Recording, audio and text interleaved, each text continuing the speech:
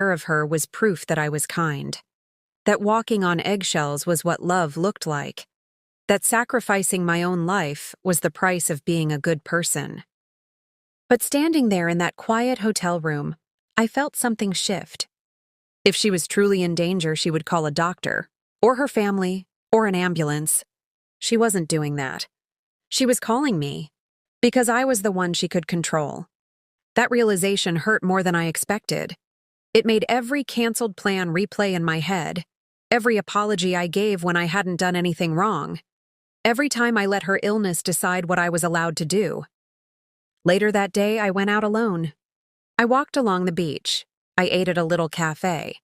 I watched people live their lives without checking their phones every 2 minutes to see if someone else was okay. It felt like I was seeing the world through new eyes. That night, she sent one last message. "I guess I see who you really are now." For the first time, I didn't feel guilty. I felt free. When I got home, everything looked the same. My couch, my kitchen, my bed. But I wasn't.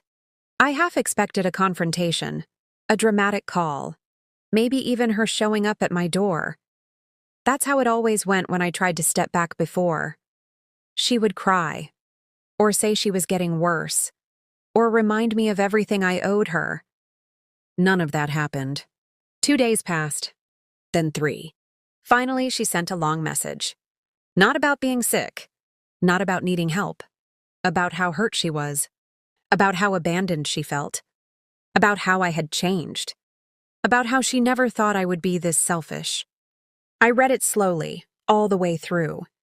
There was no mention of doctors, no test results, no hospital visits, no plans for her care.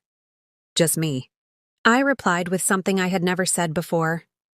I told her I cared about her, but I was done letting her illness run my life. I was done being her only lifeline.